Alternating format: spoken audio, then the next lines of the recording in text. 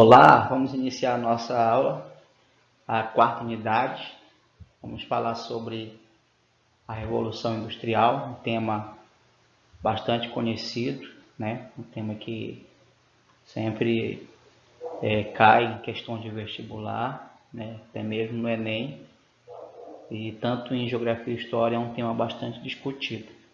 Então, este conteúdo nós vamos dividi-lo em três partes, tá? Então, vamos iniciar falando aí sobre a aula 1. Espero que vocês estejam bem atentos, né, à explicação, e qualquer dúvida vocês podem escrever no caderno aí e depois podem me chamar no privado que vou estar à disposição de vocês para tirar qualquer dúvida, beleza? E aí nós temos a prosperidade inglesa e o domínio mundial. É importante destacar que toda a revolução ela não acontece de um dia para outro, né? Houve um preparo no terreno inglês, quer dizer, esse preparo ele ocorreu tanto no âmbito social, no âmbito político e principalmente no âmbito comercial. Então, acredita-se que algumas atitudes que foram tomadas pelos monarcas ingleses, pela Câmara Comuns entre os séculos XVI e XVII, contribuíram para que o território inglês fosse um território propício para a Revolução Industrial. Então, como vocês podem observar no slide, no século XV e XVI, a Inglaterra investiu pesadamente nas conquistas ultramarinas. E quais foram os resultados dessas conquistas ultramarinas? Né? Por exemplo, territórios coloniais. E a formação de um comércio que integrou diferentes regiões do planeta em um mercado extremamente rentável. O outro fator, que foi a partir de 1558, a Elizabeth I assumiu o trono. Durante o seu reinado e o governo de Oliver Cromwell, líder da Revolução Puritana, muitas políticas inglesas foram colocadas em práticas. E essas políticas que foram colocadas em práticas favoreceram a marinha marcante, ou mercante, né? Tornando a Inglaterra a rainha dos mares, ou seja, naquela época a maior potência naval do planeta. Uma outra questão, né, que foi uma outra medida importante, que foi colocada em prática aí por Oliver Cromwell, foi a publicação dos atos de navegação. Essa lei, chamada Ato de Navegação, ela determinava que todas as mercadorias inglesas ou negociadas com a Inglaterra só poderiam ser transportadas em navios ingleses ou dos países produtores. Isso acabava fortalecendo ainda mais as rotas comerciais marítimas e o comércio mundial fora da Europa. Já em 1668, né, 1688, a Revolução Gloriosa colocou no trono inglês Guilherme Orange. Ele era um protestante, ele era de origem holandesa e era um liberalista. Ele assinou o que ficou conhecido como Declaração de Direitos. O que era essa Declaração de Direitos? Assegurava o poder do parlamento sobre a monarca. E isso acabou consolidando aí o mercantil inglês, né? O poderio mercantil inglês. Então, a supremacia do parlamento e a monarquia deu à burguesia a possibilidade de expandir seus negócios.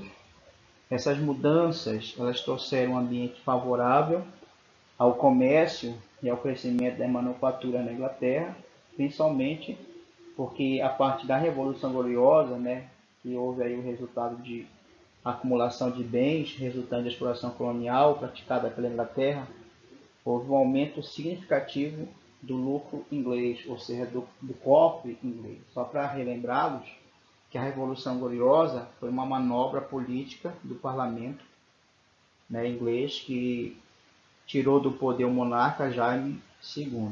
E com isso, os ingleses eles conquistaram o domínio do comércio europeu e colonial com a venda dos produtos, né, não só na Europa, mas também fora da Europa, produtos manufaturados, principalmente produtos de algodão, que representavam mesmo antes da Revolução Industrial, só para vocês terem uma ideia, 50% das exportações inglesas. Sobre a modernização no campo, nós temos aí na Inglaterra do século XVI, a maior parte da população vivia no campo em terras comuns, né? E o que aconteceu? Foram criadas nesse contexto histórico leis chamadas de leis de cercamentos. Então essas leis de cercamentos, elas mudaram toda essa estrutura, toda essa organização.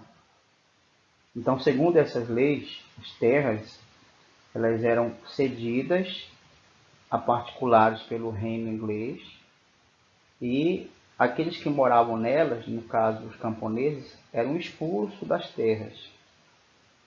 O nome desse processo ficou conhecido como cercamento, porque consistia em delimitar, né, e cercar as terras. E a prática dos cercamentos aliada ao investimento da burguesia nas terras cercadas resultou na modernização da agricultura inglesa, e propriedades desse tipo acabaram se espalhando por toda a terra. E aí no século XVIII o Estado acabou acelerando ainda mais esse processo de transformação das terras comuns.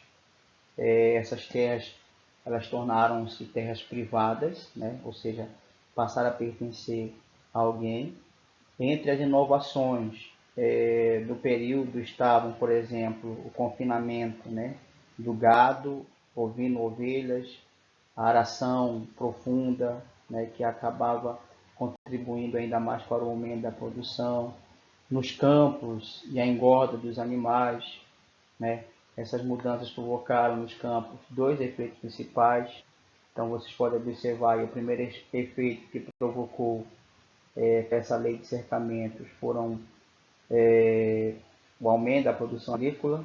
Era necessário alimentar toda uma população, né, que estava crescendo, principalmente a população da cidade. E o segundo foi a expulsão dos camponeses de suas terras. Então muitos ficaram desempregados e vagando por toda a Inglaterra, porém a maior parte da população buscou oportunidade nos centros urbanos, servindo de mão de obra para as recém-criadas fábricas inglesas. E aí qual foi a consequência de tudo isso? Os cercamentos eles criaram uma força de trabalho numerosa e, acima de tudo, como sempre, né, barata para as fábricas, que começaram a surgir dentro desse contexto aí. E aí o campo, né, a área rural especificamente, foi responsável em garantir a principal fonte de energia da Revolução. E aí nesse mesmo período é descoberto o carvão mineral, que se torna a principal matéria-prima, o ferro, né? Ambos, né, tanto o carvão mineral quanto o ferro eram extremamente abundantes em toda a Inglaterra.